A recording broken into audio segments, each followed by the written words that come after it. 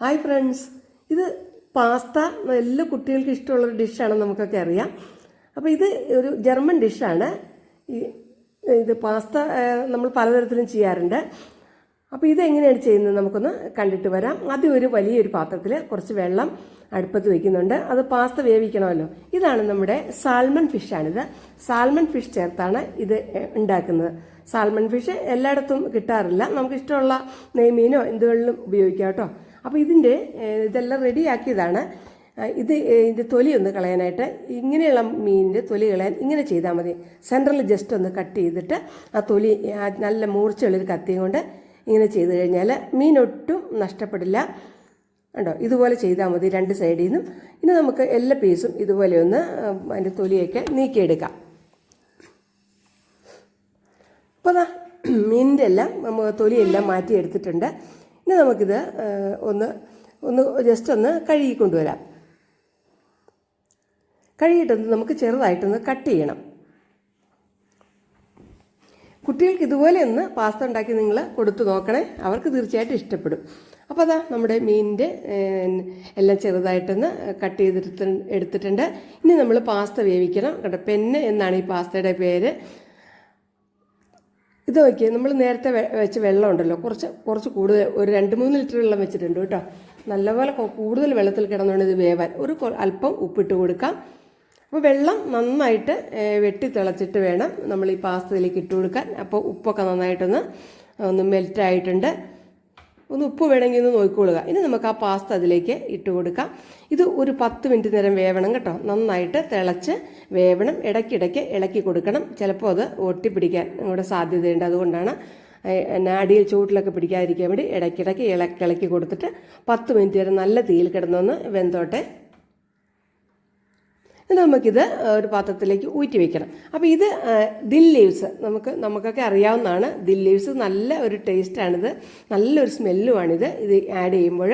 അപ്പോൾ ഈ ദിൽ ലീവ്സ് നന്നായിട്ട് കഴുകിയിട്ട് നമുക്കൊന്ന് ചെറുതായിട്ടൊന്ന് അരിഞ്ഞെടുക്കാം.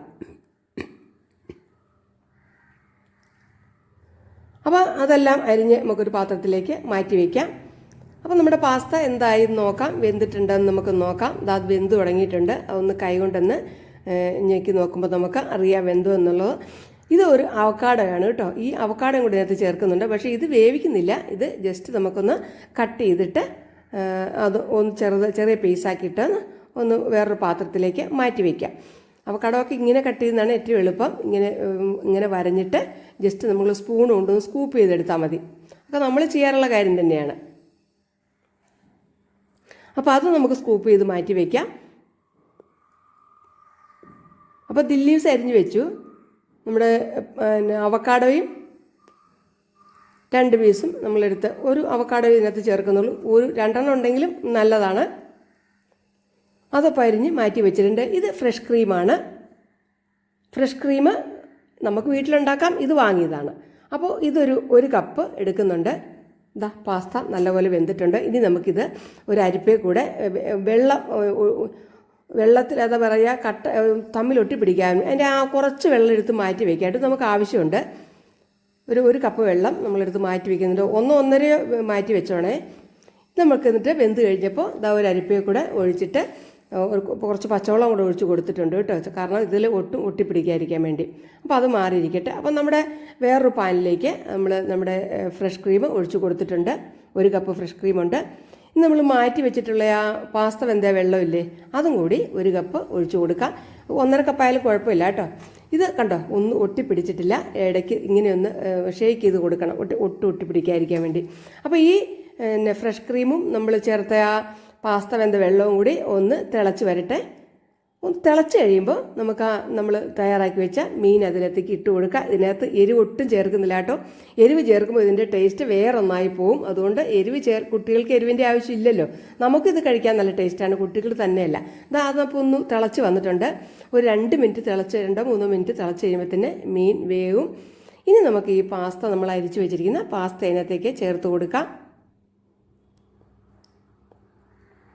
ഇനി നമ്മുടെ കുക്കിംഗ് കഴിഞ്ഞു. ഇനി നമുക്കിത് ജസ്റ്റ് ഒന്ന് ഇളക്കി എടുത്തിട്ട് നമ്മുടെ ദിൽ ലീവ്സ് കൂടെ ഇതിനകത്ത് ചേർത്ത് കൊടുക്കണം. വേണമെങ്കിൽ വെള്ളം നിങ്ങൾക്ക് കുറവാണെങ്കിൽ ഇത്തിരി കൂടെ നനഞ്ഞിരിക്കണമെന്നുണ്ടെങ്കിൽ ഇത്തിരിയുടെ ഞാൻ പറഞ്ഞല്ലോ ഒരു 1.5 കപ്പ് എടുത്ത് വെച്ചാൽ മതിയാ പാസ്ത വെന്ത വെള്ളം. ഇതാ നമ്മുടെ ലീവ്സും കൂടി അതിലേക്ക് നല്ല സ്മെല്ലാണിപ്പോൾ ഒന്ന് സ്പ്രെഡ് ചെയ്ത് കൊടുത്തിട്ടുണ്ട്. ഇത് അടുപ്പൊക്കെ ഓഫ് ചെയ്ത് കഴിഞ്ഞു കേട്ടോ. ഇനി നമുക്കിത് പാത്രത്തിലേക്ക് വിളമ്പിയിട്ട് അവക്കാഡോയുടെ പീസ് കൊണ്ട് അലങ്കരിച്ചാൽ മതി. കുട്ടികൾക്കൊക്കെ നല്ല ഇഷ്ടമാവും, നല്ല ഹെൽത്തിയാണിത്, നല്ല ടേസ്റ്റുമാണ്. അപ്പോൾ കുട്ടികൾക്ക് വേണമെങ്കിൽ സ്കൂളിലൊക്കെ കൊടുത്തുവിടാനും കൊള്ളാം. അവർക്ക് രാവിലെയും വൈകുന്നേരവും ഒക്കെ ഉണ്ടാക്കി കൊടുത്താൽ അവർക്ക് നല്ല ഇഷ്ടപ്പെടും. ഇത് വലിയവർക്കും കഴിക്കാൻ നല്ലതാണ് കേട്ടോ. അപ്പോൾ അതാ പ്ലേറ്റിലേക്ക് നമുക്ക് ഒന്ന് വിളമ്പി എടുക്കാം കേട്ടോ. അത് കാണാൻ തന്നെ നല്ല രസമാണ് ആ ലീവ്സും കൂടെ ഇട്ട് അലങ്കരിച്ചപ്പോൾ. നമുക്കിതിൻ്റെ മുകളിലേക്ക് ഇതും കൂടി അവക്കാഡോയും കൂടെ പീസും കൂടെ കുറച്ച് വെതറി കൊടുക്കാം. അപ്പോൾ കുട്ടികളൊക്കെ കഴിക്കാനായിട്ട് റെഡിയായിട്ട് ഇരിപ്പുണ്ട്. അപ്പോൾ നിങ്ങൾ ട്രൈ ചെയ്തിട്ട് ഇതിൻ്റെ അഭിപ്രായങ്ങൾ അറിയിക്കണേ. അപ്പോൾ നിങ്ങൾ വേറെ തരത്തിലൊക്കെ പാസ്ത തയ്യാറാക്കുന്നതിൽ അതും കൂടെ ഒന്ന് ഷെയർ ചെയ്താൽ എല്ലാവർക്കും ഉപകാരപ്പെടും. അപ്പോൾ ഇഷ്ടമായെങ്കിൽ ഒന്ന് ലൈക്ക് ചെയ്തേക്കണേ. അതുപോലെ മറ്റുള്ളവർക്കൊന്ന് ഷെയർ ചെയ്ത് കൊടുക്കണേ. അവൾ ഇത് കഴിക്കുന്നുണ്ട്, കുട്ടികൾക്ക് നല്ല ഇഷ്ടമാണ്. അപ്പോൾ അടുത്ത നല്ല വീഡിയോയിൽ വീണ്ടും കാണാം. Thanks for watching.